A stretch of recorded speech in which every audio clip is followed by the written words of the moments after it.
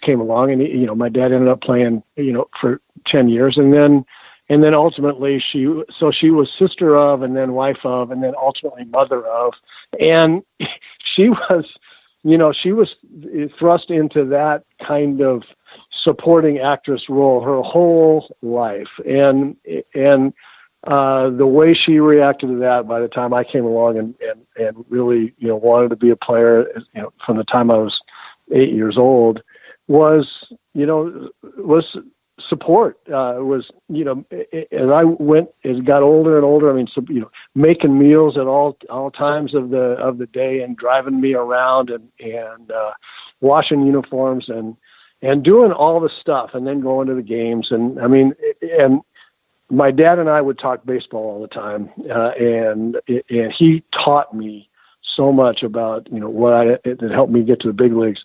But my mom was the emotional, the emotional rock, and I got to say that just like my mom went from one baseball guy to the next, I went from one great support of a woman in the form of my mom, and then because I've been married 41 years, but the first 10 of which were the tough baseball life, and she was a rock as well. So I'm truly blessed.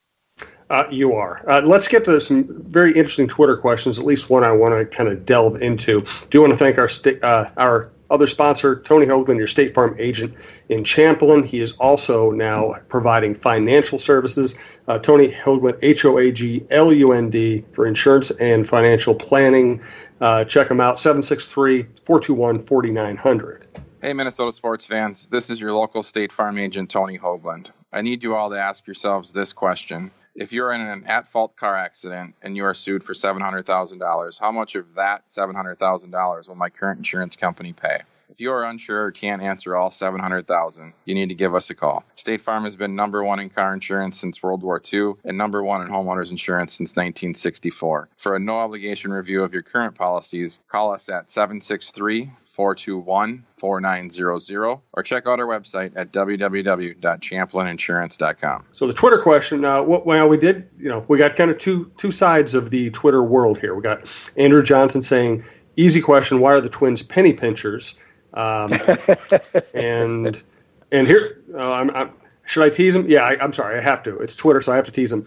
Andrew sent us a tweet, and he spelled it penny correctly, and pinchers with a T in it.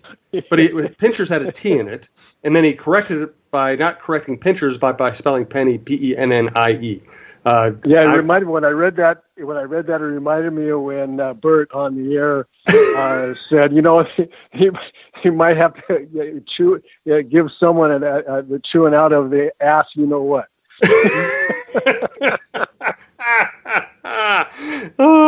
Of course, reminds me of Bob Casey. God love him, and I did love him.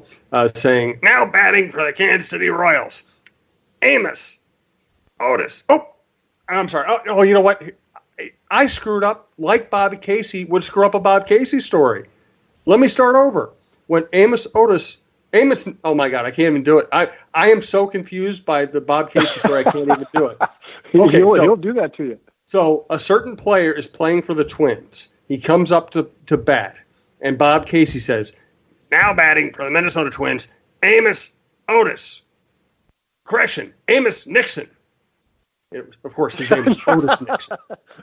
So Bob got the correction wrong, which was the great part of it, and I apologize for screwing up the story to begin with. Okay, so the great thing about Case was that what he would do is he would write down the last names a lot in his scorebook, and then he'd forget the first names. Yes, and so your Amos Otis Nixon transferability there was classic Casey. But I'll never forget the time in left field for the Twins, Montgomery Ward, yes. Oh God, just beautiful. I used to have I actually did a column once, my top 12 favorite Caseyisms. I'm going to dig that up just so I have some. Oh, dig that up! I never saw that. Absolutely. So Brandon Check asks, is Craig Kimbrel to the Twins going to really happen? I can't tell you it's going to happen. I do think that the Twins are interested. And as Roy and I have said in previous shows, I really do think it should happen.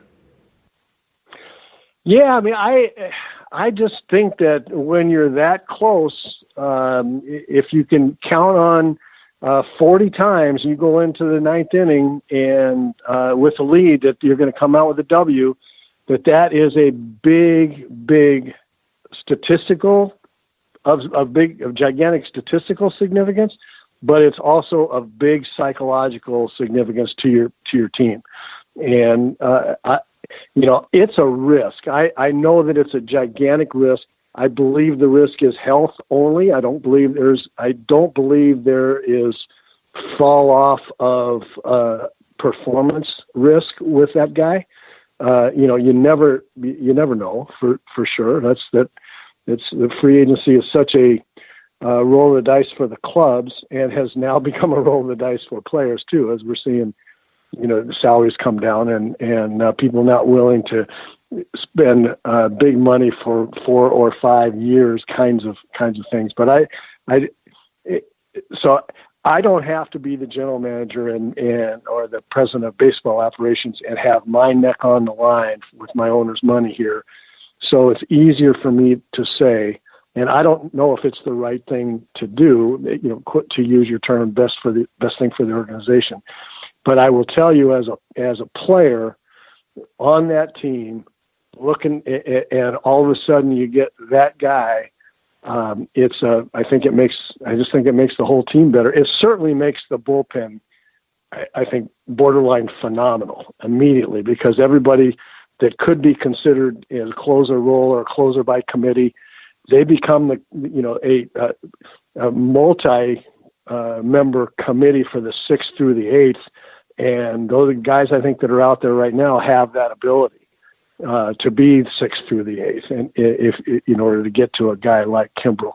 But I think it makes the whole club better too, just from a psychological standpoint. When you take the field and that let's go out and score some runs here, because if we're ahead in 8th, it's over.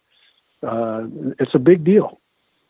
Yeah, I agree with you. A couple more other good Twitter questions from Adam Jones. The over-under on games missed by Buxton Sano is set at 75 in Vegas. I don't know if he's being literal or being sarcastic, but do you have any way of guessing how durable those two players could be?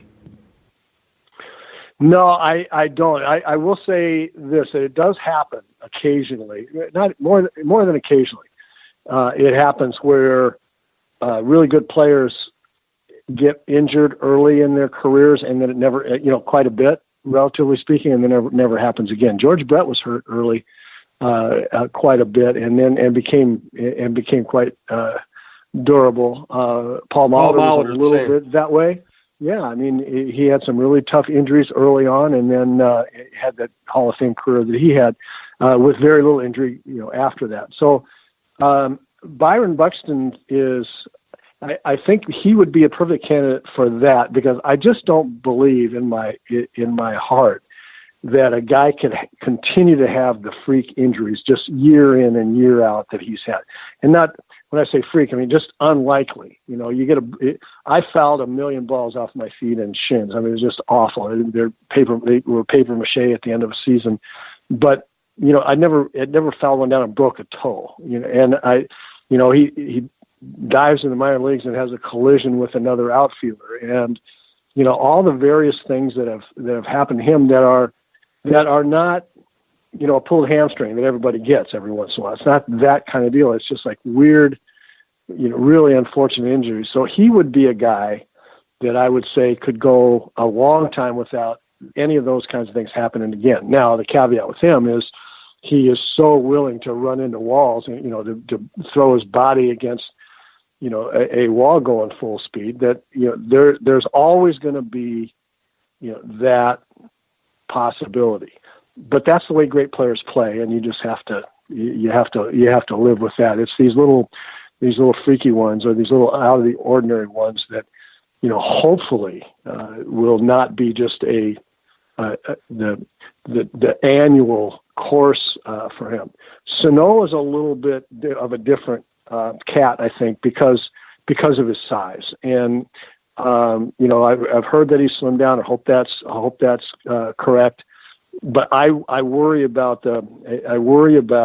carrying a lot of weight on that frame, that tends to be, and it's not always, but it tends to be a precursor to to getting muscle type injuries. Now again, the other kinds of things that he's had, fouling the ball, cracking his shin with a foul ball, and that slide into second base in Houston. I mean, you want to think that those things, you have those, and then you move on.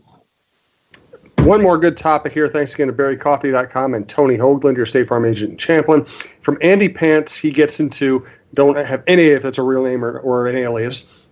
He talks, but he seems to know minor league baseball. He points out that Chattanooga, great city, but not necessarily great facilities at the ballpark. Now the Twins are going to Pensacola. There's a lot more room to build a great facility like the one they have in Fort Myers. And he says, the lack of big spending on the payroll side could be made up in development, possibly, i.e. better fit facilities and staff at all minor league levels. But I've not heard much talk in this in relation to big league player spending. I think this is a great point.